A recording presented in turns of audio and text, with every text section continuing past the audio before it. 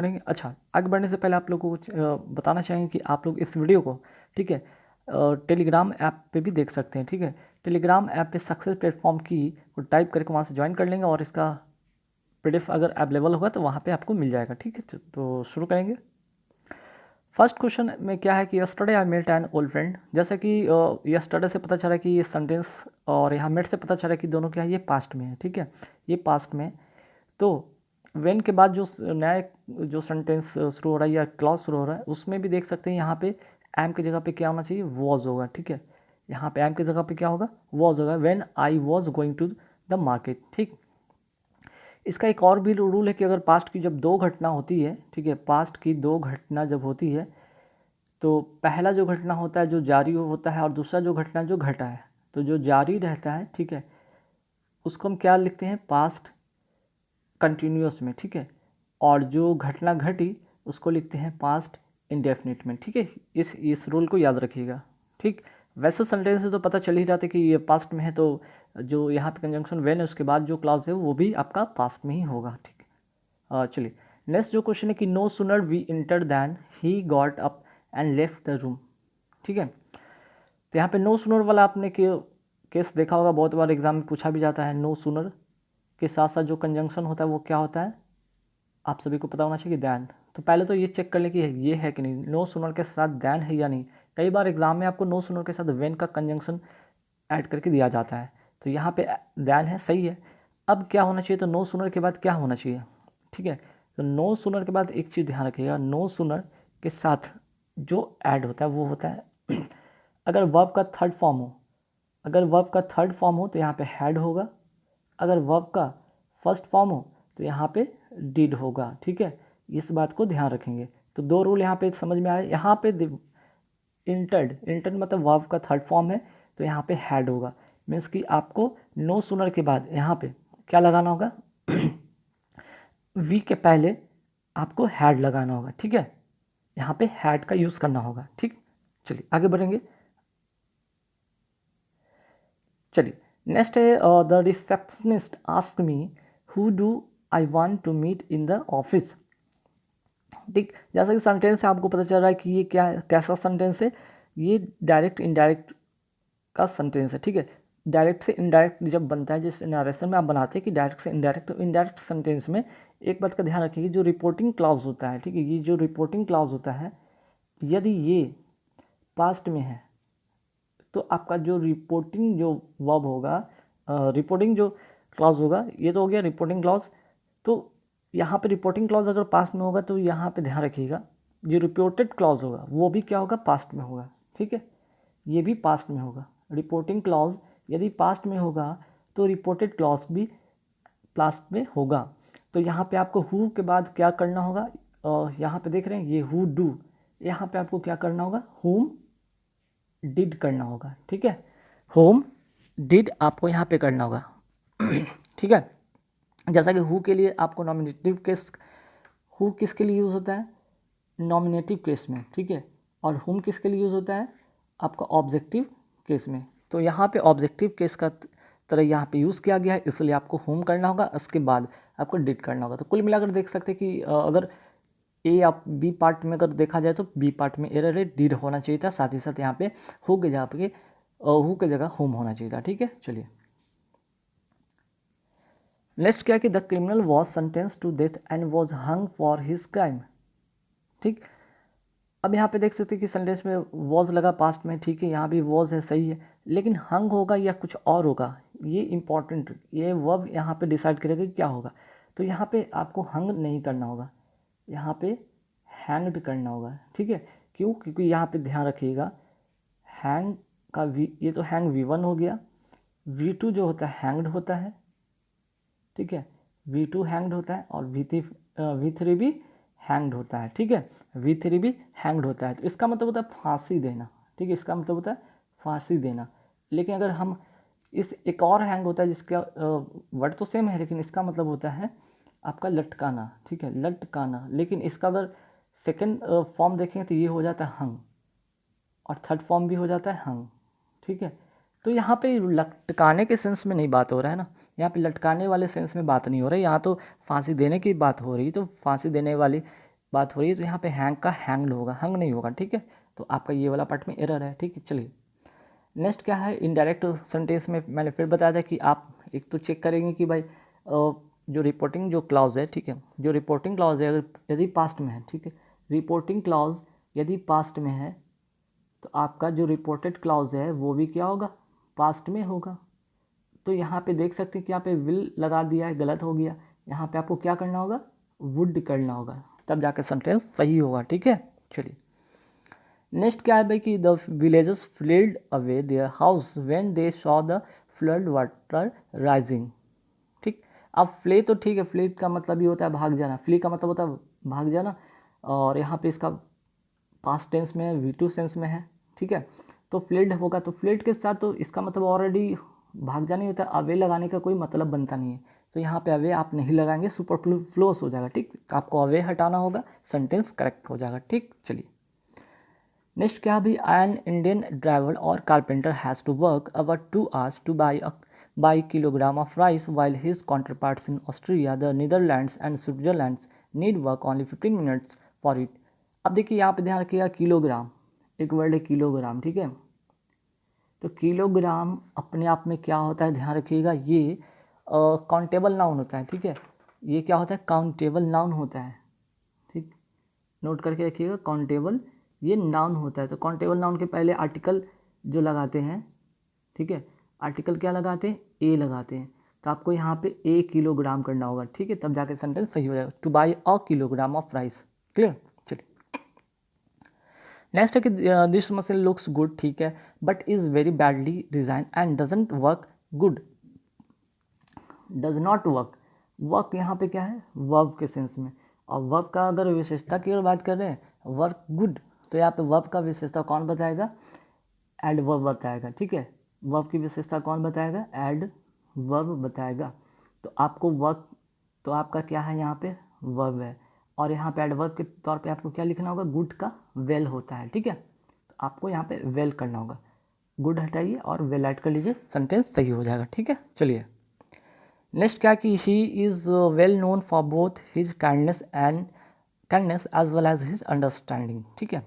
तो बोथ के साथ जो कंजंक्शन होता है, ध्यान रखिएगा, एंड लगता है, बोथ के साथ कंजंक्शन एंड लगता है, तो बोथ के साथ कंजंक्शन यहाँ पे एंड लगेगा, सेंटेंस सही हो जाएगा, ठीक है। चलिए नेक्स्ट क्या है कि I will work for you as long as you will pay well, ठीक है। यहाँ पे किस पार्ट में एरर होगा, ध्यान रखिएगा, एक तो मेन क्लॉज होता है, दूसरा सबऑर्डिनेट क्लॉज होता है, ठीक है। एक तो मेन क्लॉज होता है, दूसरा क्या होता है, सबऑर्डिनेट क्लॉज होता है। तो मेन क्लॉज आप यहाँ पे देख रहे हैं कि क्या है, फ्यूचर में है, ठीक है। जो मेन क्लॉज है यहाँ पे क्या है, फ्यूचर में है, मेन क्लॉज आपका है फ्यूचर में। तो यहाँ पे जो सबऑर्डिनेट क्लॉज होगा, सबऑर्डिनेट क्लॉज होगा, ये किस में होगा, तो सबऑर्डिनेट क्लॉज जो होगा प्रेजेंट इंडेफिनिट में होगा, ठीक है, प्रेजेंट इंडेफिनिट में होगा। तो प्रेजेंट इंडेफिनिट के लिए हमें क्या करना होगा, यहाँ पे सॉरी यहाँ पे ध्यान रखिएगा, यहाँ पे आपको यू पे करना होगा। मेन क्लॉज यहाँ पे आई विल वर्क फॉर यू, ठीक है। यहाँ पे मेन वर्ब जो मेन क्लॉज है जो आपका यहाँ पे क्या है, आई विल वर्क फॉर यू और यू विल पे वेल। तो ध्यान रखिएगा, ऐसे सेंटेंस में जो मेन क्लॉज होगा वो आपका फ्यूचर में होगा, मेन क्लॉज फ्यूचर में होगा, और सबऑर्डिनेट जो क्लॉज होगा वो प्रेजेंट इंडेफिनिट में होगा, ठीक है। तो यहाँ पे आपको बिल हटाना होगा, सिर्फ यू पे विल करना होगा, ठीक है, विल हटा देना होगा, बाकी सेंटेंस सही हो जाएगा, ठीक। चलिए नेक्स्ट क्या कि of the two principles he put forward the last one was the more difficult to understand. तो देखिए यहाँ पे किस पार्ट में एरर हो सकता है कि ऑफ द टू प्रिंसिपल, यहाँ पे दो प्रिंसिपल की बात हो रही है, दो सिद्धांत की बात हो रही है, he put forward the last one, last होगा या लेटर होगा, तो यहाँ पे लास्ट नहीं होगा, यहाँ पे लेटर होगा, समझिएगा बात को। यहाँ पे दो चीज़ों के लिए हम लेटर का यूज़ करते हैं, दो व्यक्ति या दो वस्तु को बताने के लिए हम क्या करते हैं, लेटर का यूज़ करते हैं। और लास्ट का अगर हम बात करें तो लास्ट में यहाँ पे मोर देन टू का यूज़ करते हैं, ठीक है, मोर देन टू का यूज़ करते हैं। दो लोग, दो वस्तु या दो से अधिक वस्तु, दो से अधिक वस्तु या दो से अधिक व्यक्तियों की अगर बात करें तो वहाँ पे लास्ट का यूज़ होता है, ठीक है। तो यहाँ पे तो देख रहे हैं टू से पता चला कि दो चीज़ की बात हो रही है, तो यहाँ पे लास्ट नहीं लेटर होगा, ठीक है। इस बात का ध्यान रखिएगा इसे। चलिए नेक्स्ट क्या है कि we had swum across the river before the sunset. क्या क्या होगा यहाँ पे, तो देखिए ध्यान रखिएगा कि हैज़ हो या हैव हो या हैड हो या हैविंग हो, ठीक है। इसके बाद जो वर्ब का फॉर्म होता है वो क्या होता है, वर्ब का थर्ड फॉर्म आता है। तो थर्ड फॉर्म जो यहाँ पे देख रहे हैं कि हैड के बाद यहाँ पे स्वाम लिखा हुआ गलत है होगा, ठीक है। स्वाम नहीं होगा बल्कि क्या होगा, स्वम होगा,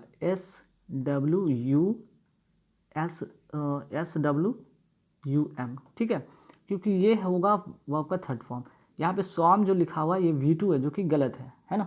स्विम का फॉर्म होता है SWIM, स्विम का जो होता है फर्स्ट फॉर्म होता है, सेकेंड फॉर्म स्वाम होता है और थर्ड फॉर्म स्वम होता है। तो इसमें ध्यान रखिएगा स्वाम यहाँ पे नहीं होगा, स्वम होगा, ठीक है। चलिए नेक्स्ट क्या है कि neither Rakesh nor I R living for Hyderabad. Neither nor का केस समझ लीजिएगा, ठीक है।